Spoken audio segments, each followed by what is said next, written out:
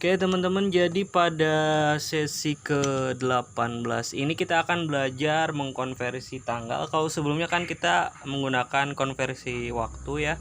Sekarang kita akan belajar untuk menggunakan untuk konversi tanggal, yaitu kita akan menggunakan fungsi to days dan from days. Today ini adalah fungsi untuk mengkonversi nilai waktu ke dalam jumlah hari gitu ya. Nah, sedangkan from days ini akan melakukan sebaliknya dari jumlah hari ke nilai waktu nilai tanggal secara utuh.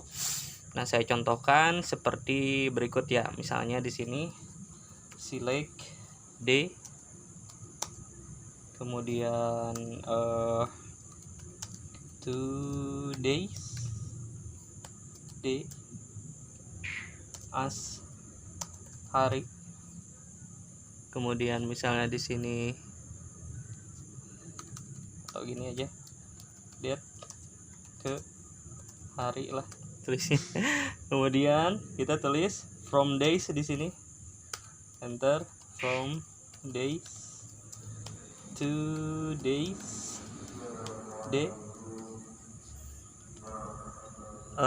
as hari ke date ya. Hari ke date itu maksudnya ke tanggal secara utuh gitu. From tanggal. Iya ampun. Bentar, ada yang salah. Nah, ini kurung satu ya.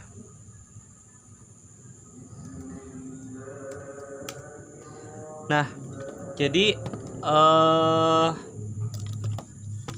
sekarang bisa dilihat hasilnya bahwa fungsi ininya bisa berubah ya.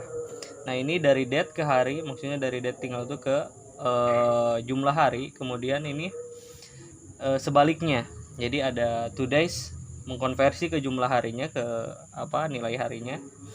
Nah, sedangkan from days ini akan melakukan kebalikannya, yaitu dari jumlah hari ke dalam nilai tanggal secara utuh.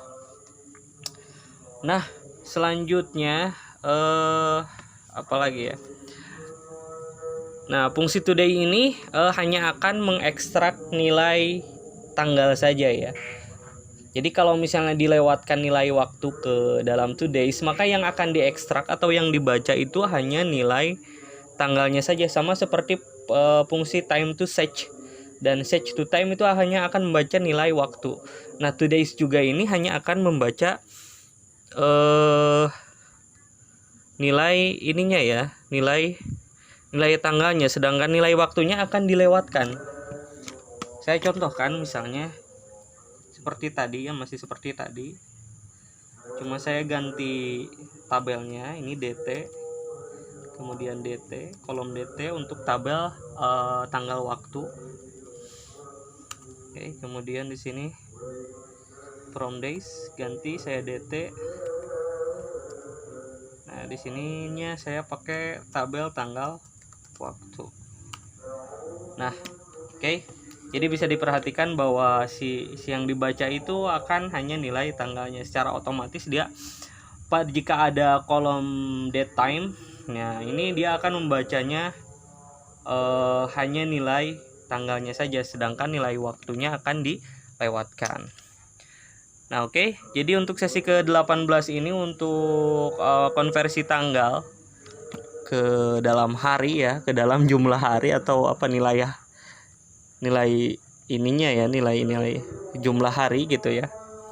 Seperti itu ya. Nanti kita akan lanjutkan lagi di sesi berikutnya.